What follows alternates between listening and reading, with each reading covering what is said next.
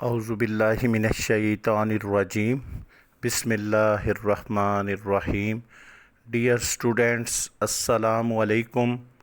اللہ تعالیٰ کی بارگاہ میں دعا ہے کہ اللہ تعالیٰ ہم سب کو اپنی حفظ و امان میں رکھے۔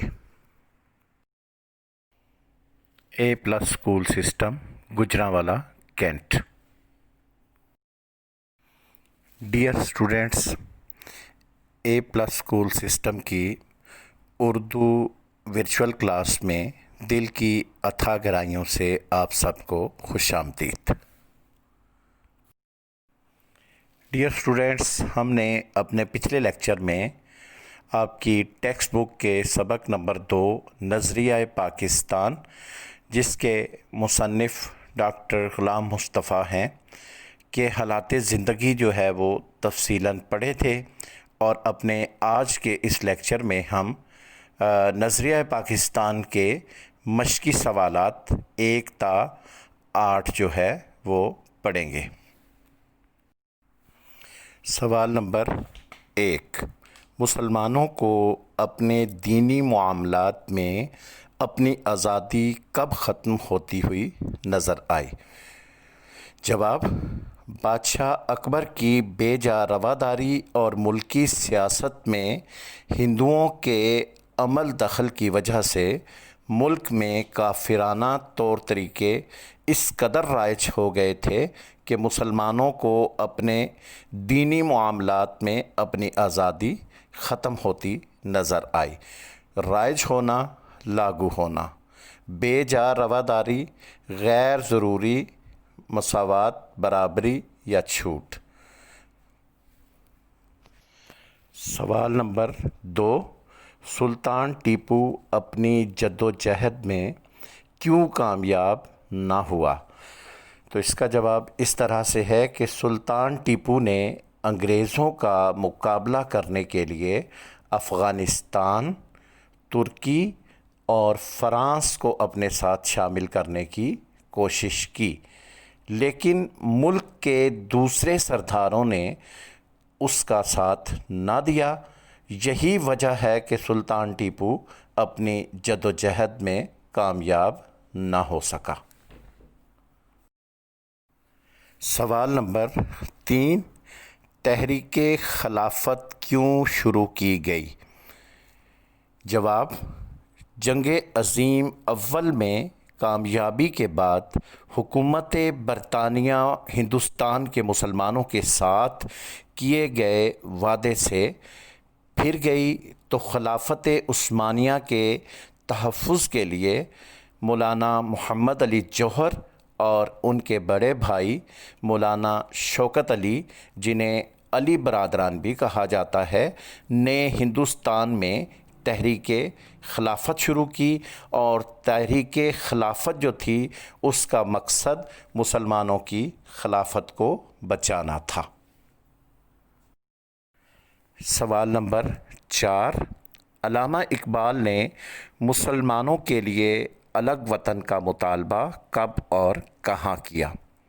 جواب، 1930 میں علامہ اقبال نے مسلم لیگ کے سالانہ اجلاس منعقدہ الہ آباد میں مسلمانوں کے لیے الگ وطن کا مطالبہ کیا۔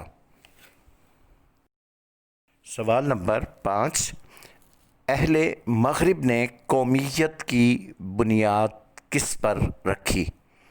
جواب، اہل مغرب نے خاندانی، نسلی اور قبائلی بنیادوں میں ذرا وسعت پیدا کر کے قومیت کی بنیادیں جغرافیائی حدود پر استوار کیں، بقول ان کے قوم وطن سے بنتی ہے۔ سوال نمبر 6، مسلمانوں کی قومیت کی بنیاد کیا ہے؟ جواب، مسلمانوں کی قومیت ایک نظریاتی قومیت ہے۔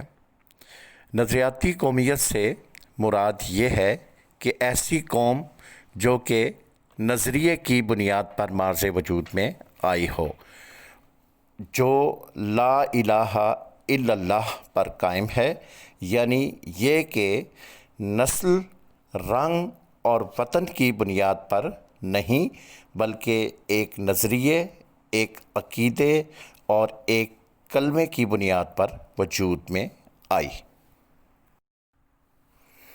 نظریہ پاکستان کا مقصد کیا ہے؟ سوال نمبر 7۔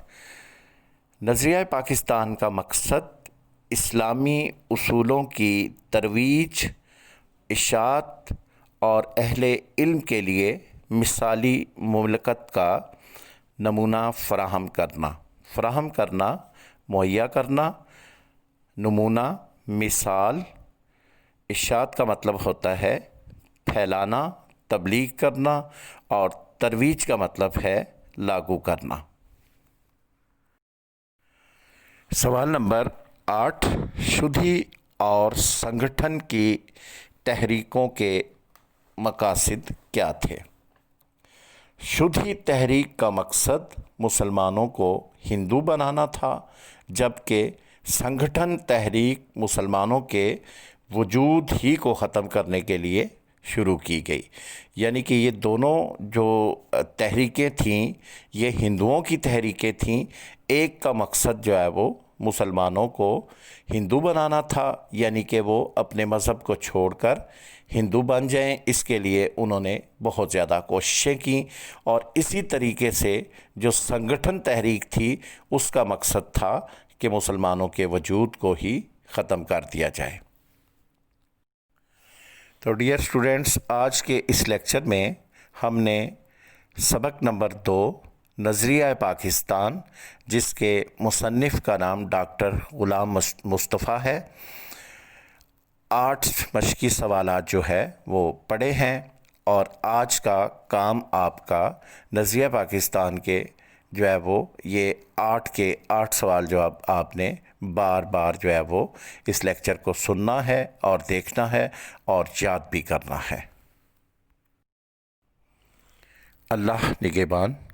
دعا ہے کہ اللہ تعالی ہم سب کا حامی و ناصر ہو اور ہمیں ہر وبا اور ہر بلا سے محفوظ فرمائے۔ آمین۔